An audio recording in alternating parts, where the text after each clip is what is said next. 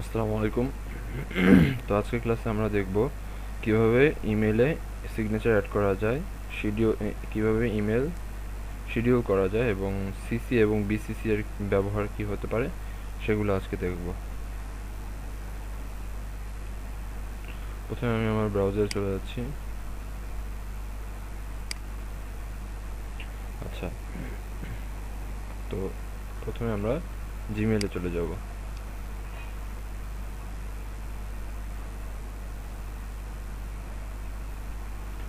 Gmail থেকে এখন আমরা চাচ্ছি কি যে একটা ইমেল আমরা যে পাঠাবো সেটা সেটাতে আমরা যদি সিগনেচার অ্যাড করতে চাই তাহলে সেটা কিভাবে করব এটা আমরা আগে দেখে নিই।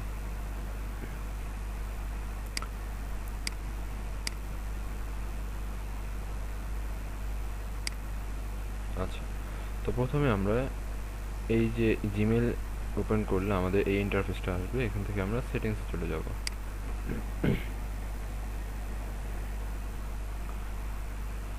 এরপরে সি অল সেটিংস।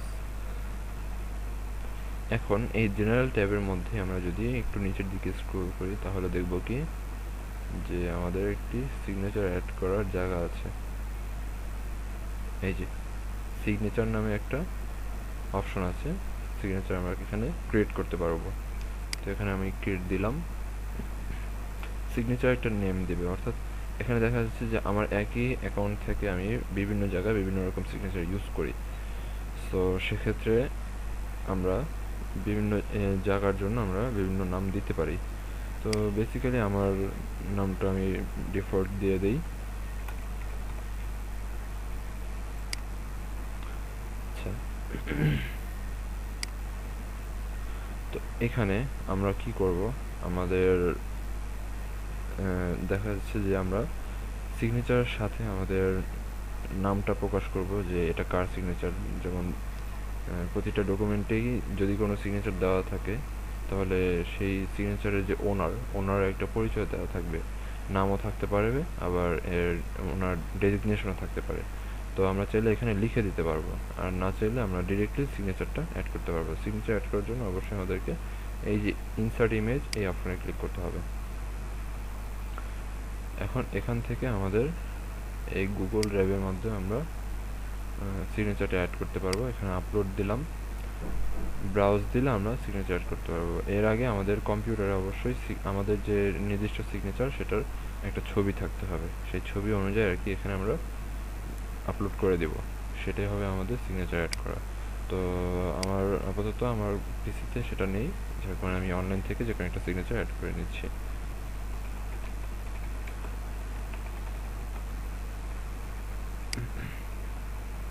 আচ্ছা, তো ধরা যাক এই সিগনেচারটাই, এটাই আমি দিতে চাচ্ছি। তাহলে এটাকে আমি আগে সেভ করে নেব।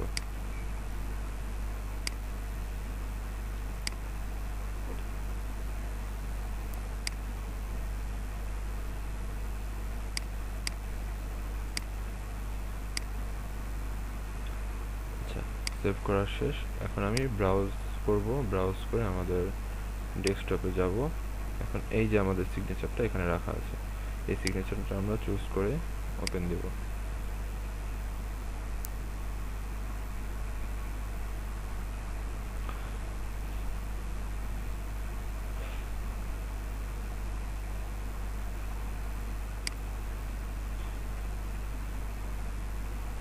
আচ্ছা, এখানে আমাদের এই সিগনেচারটা অটোমেটিকলি অ্যাড হয়ে গেছে। এখানে যদিও প্রিভিউ পেনটা ছোট এই জন্য আর কি দেখা যাচ্ছে না।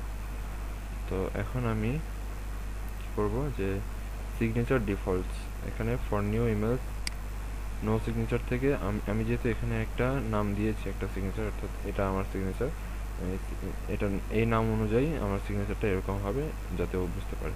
তো এখানে অটোমেটিকলি আমার ওই সিগনেচারটা চলে আসছে। তো এই দুই জায়গায় আমরা আমাদের সিগনেচারের যে নামটা এটা আমরা চুজ করে দেব। চুজ করার পর এখন আমাদের কাজ শেষ।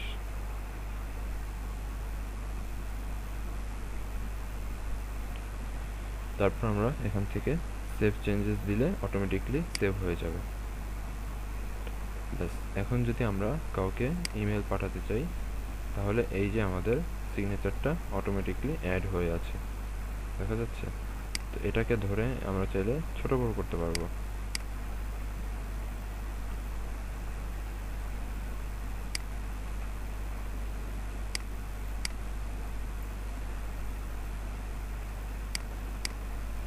এই যে আমরা ছোট বড় করতে পারছি। কর্নারে আসলে আমাদের কার্সরটা আর কি, এই যে ব্যাস, আমরা এখন আমাদের নির্দিষ্ট সাইজ মতো একে সাইজ দিতে পারবো। তো এইভাবে আমরা একটি ইমেল লিখলে তার পাশে আমাদের সিগনেচারটা অটোমেটিকলি অ্যাড হয়ে যাবে। তো আমরা আশা করি বুঝতে পারছি কীভাবে একটা সিগনেচার অ্যাড করতে হয়।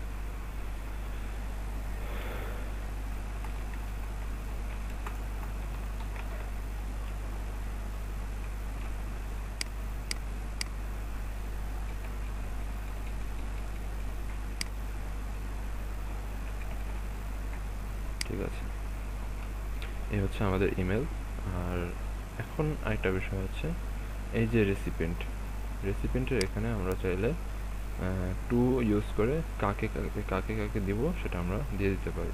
তো আমরা অবশ্যই এই বেসিক নলেজটা আছে আমাদের যে টু এর মধ্যে আমরা যদি আলাদা আলাদা নাম দিই, যেমন abc@gmail.com দিলাম। আচ্ছা, এরপরে ইন্টার দিয়ে আবার যদি আমরা এখানে আরেকটা নাম দিই bdc@gmail.com, ইন্টার দিলাম, ব্যাস। তাহলে কি হবে যে আমাদের দুইজনকে আমরা আলাদা আলাদাভাবে একই সাথে আর কি ইমেলটা পাঠাতে পারছি। একই ইমেল ওই দুইজনের কাছে সরাসরি চলে যাবে। এখন আবার চাইলে আমরা আরও অনেকগুলো অ্যাড করতে পারবো যতগুলো আমাদের দরকার হবে। এরপরে আমাদের দেখা যাচ্ছে কি যে সিসি আছে আর বিসিসি আছে। তো সিসি এবং বিসিসি এই দুইটার কাজ আমরা এখন দেখব।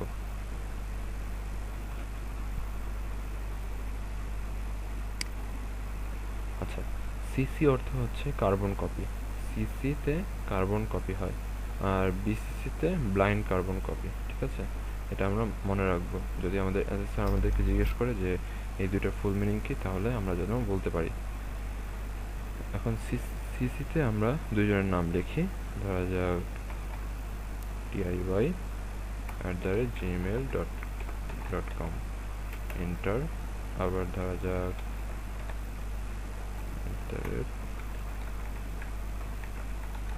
.com, ব্যাস। তাহলে সিসিতে আমরা দুইজনকে রাখলাম। এরপর আমরা বিসিসি ইউজ করব। বিসিসির মধ্যেও আমরা এরকমই দুইটা নাম দিয়ে দিই।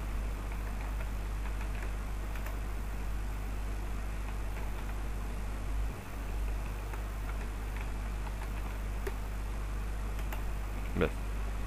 তো এখন আমরা একটু খেয়াল রাখি যে টু সিসি বিসিসি এখানে সবাইকে কিন্তু হিসেবে ইমেলটা পাঠানো হচ্ছে একই সাথে, কিন্তু এখানে তিনটা আলাদা আলাদা ডিভিশন কেন হচ্ছে সেটা আমরা এখন বোঝার চেষ্টা করব। তো টুতে মূলত তাদেরকে দেওয়া হয় যাদেরকে প্রায়োরিটি সবচেয়ে বেশি দেওয়া হয়। অর্থাৎ এখানে আমরা দেখা যাচ্ছে যে আমাদের অফিসের যে বস, তো ওনাদেরকে যদি আমরা ডিরেক্টলি কোনো ইমেল দিতে চাই তাহলে এভাবে আমরা দিতে পারবো। টুতে লিখে তারপর ওনাদের ইমেলগুলো লিখে আমরা সরাসরি ওনাদেরকে পাঠাতে পারবো। এখন কথা হচ্ছে তাহলে সিসি আর বিসিসির কাজ কি? এদেরকেও তো আমরা এভাবেই পাঠাতে পারতাম। এদেরকে এভাবে না পাঠিয়ে আমরা করব কি, যে যারা ঊর্ধ্বতন কর্মকর্তা আছেন তাদেরকে আমরা টুতে রেখে তারপর এখানে ইমেলটা পাঠাবো। আর বাকি যারা আছে তাদেরকে যদি আমরা জানাতে চাই যে এই ইমেলটা এনাদেরকেও পাঠানো হয়েছে, তাহলে আমরা তাদেরকে সিসিতে রাখবো। অর্থাৎ ক্লিয়ার করার জন্য আবার বলি, টুতে আমি যাদের নাম লিখেছি তারা দেখতে পারবে এই ইমেলটা কার কার কাছে চলে গেছে, কিন্তু শুধুমাত্র টু সেকশনে যারা আছে তাদেরকে দেখতে পারবে। অর্থাৎ এই এবিসি দেখতে পারবে বিডিসিকে যে আমি বিডিসিকে ইমেল পাঠিয়েছি, আবার বিডিসিও জানতে পারবে যে আমি এবিসিকে ইমেল পাঠিয়েছি। কিন্তু যারা সিসিতে আছে এবং যারা বিসিসিতে আছে তাদের বিষয়টা তারা কেউই দেখতে পারবে না।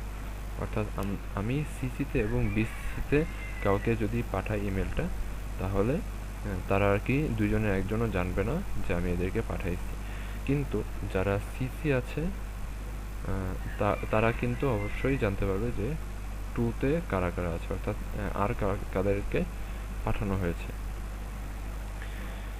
সেমভাবে সিসিটাও যদি আমরা খেয়াল করি, তাহলে এখানে সিসিতে যারা আছে তারা একজন একজনকে দেখতে পারবে যে টিআইওয়াই দেখতে পারবে যে আমি কেও দিয়েছি ইমেল, আবার এদেরকেও দিয়েছি ইমেল। তো সিসির এই হচ্ছে সুবিধা। তো এ আর কি সবাইকে দেখতে পারবে। আর হচ্ছে এই লোকটাও ও দেখতে পারবে যে আমি টিআইওয়াইকেও দিয়েছি, আবার এদেরকেও দিয়েছি। অর্থাৎ এখানে যতজনকে রাখবো একই নিয়ম ফলো করবে। এরপর এখন যদি আমরা বিসিসিতে আসি, এটা হচ্ছে ব্লাইন্ড কার্বন কপি।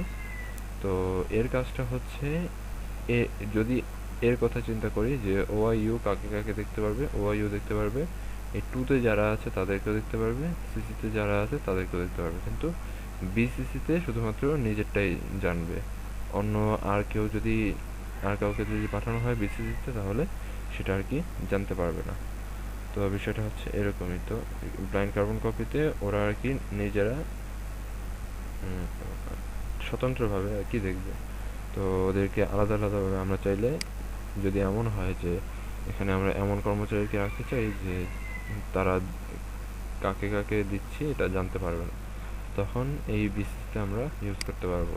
কিন্তু আমরা যদি সিসি ইউজ করি, তাহলে দেখা যাচ্ছে কি সিসিতে কারা কারা আছে সবাই নিজেদেরকে দেখতে পারবে যে আমি এদেরকে ইমেলটা পাঠিয়েছি, আর তারা চাইলে রিপ্লাইও করতে পারবে। কিন্তু টু থেকে যদি কেউ রিপ্লাই করে, আরেকটা বিষয় হচ্ছে টু থেকে যদি কেউ রিপ্লাই করে আমার ইমেইলের, তাহলে সিসিও জানতে পারবে কি রিপ্লাই এসেছে, বিসিসিও জানতে পারবে কি রিপ্লাই এসেছে। কিন্তু সিসি আর বিসিসি থেকে যদি কেউ আমাকে রিপ্লাই করে, তাহলে এই টুতে যারা আছে তারা দেখতে পারবে না, আবার বিসিসি থেকে কেউ রিপ্লাই করলে সিসিরা দেখতে পারবে না। বিষয়টা হচ্ছে এরকম। তো এটা আর কি জিজ্ঞেস করতে পারে যে কোনটার কাজ কি, তাহলে আপনারা যেন বলতে পারেন ঠিক মতো, এই জন্য আমি বুঝিয়ে দিলাম। এখন হচ্ছে আপনারা একটু ভালো মতো লক্ষ্য করবেন, আপনাদের কোনো কনফিউশন থাকলে অবশ্যই জানাবেন যে এখানে কার কাজ কি, যদি কোনো কনফিউশন থাকে। তাহলে আজকে আমরা কি কি শিখলাম? প্রথমেই ইমেইলে আমরা কীভাবে সিগনেচার অ্যাড করতে হয় সেটা শিখলাম। তার পাশাপাশি আমরা টু এর কাজ, সিসি এর কাজ এবং বিসিসি এর কাজটা জানতে পারলাম। সিসি এর ফুল মিনিং হচ্ছে কার্বন কপি, আর বিসিসি এর ফুল মিনিং হচ্ছে ব্লাইন্ড কার্বন কপি। ঠিক আছে? আর হচ্ছে এখন আমরা দেখব কি যে কিভাবে শিডিউল করে ইমেল পাঠানো হয়। অর্থাৎ আমি একটা ডেট নির্বাচন করে দেব বা একটা টাইম নির্বাচন করে দেব, ওই টাইমে অটোমেটিকলি ইমেলটা চলে যাবে। তাহলে এই যে আমাদের সেন্ডের পাশে যে একটা অ্যারো বাটন আছে, অ্যারো বাটনে আমরা ক্লিক করব, তাহলে শিডিউল সেন্ড নামে একটা অপশন আসবে, এখানে ক্লিক করব। এখন আমরা একটা ডেট দিয়ে দেব। দেখা যাচ্ছে যে আমরা টুমরো মর্নিং এখানে কয়েকটা ওরা আর কি চুজ করে দিচ্ছে, এখান থেকে আমরা চাইলে দিতে পারি। আর এখানে যদি পছন্দ না হয়, তাহলে আমরা পিক ডেট অ্যান্ড টাইম এখান থেকে ক্যালেন্ডারে চলে যাব। ক্যালেন্ডারে চলে গিয়ে এখন আমরা এখান থেকে একটা ডেট এবং টাইম নির্বাচন করব। ধরা যাক আজকে 1 তারিখ, জুলাই মাসের 1 তারিখ। তো আমি চাচ্ছি শুক্রবার, অর্থাৎ 3 তারিখ, জুলাইয়ের 3 তারিখ দুপুর না, সকাল 8টা বাজে। তো এটা লিখে দিই।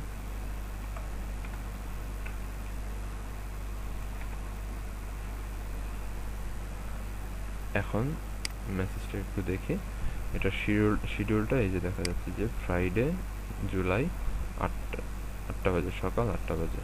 আর এখানে কাদেরকে পাঠানো হয়েছে, ফ্রম, এখানে আমার ইমেল অ্যাড্রেস থাকবে। টুতে কারা কারা আছে, এবিসি আর বিডিসি। সিসিতে কারা কারা আছে, টিআইওয়াই, ডাব্লিউআর। আর বিসিসিতে এই যে এরা আছে। আর ডেটটা হচ্ছে এই সময় যাবে। আর মেইলড বাই, অর্থাৎ এটা যারা আর কি অর্গানাইজ করছে সেটা হচ্ছে gmail.com। এর পরিবর্তে yahoo.com থাকতে পারে বা অন্যান্য থাকতে পারে। তো আমরা সাধারণত জিমেল ইউজ করি বর্তমানে, তো জিমেলটাই দেখালাম। তাহলে এখন আশা করি যে কারো কোনো প্রবলেম থাকবে না।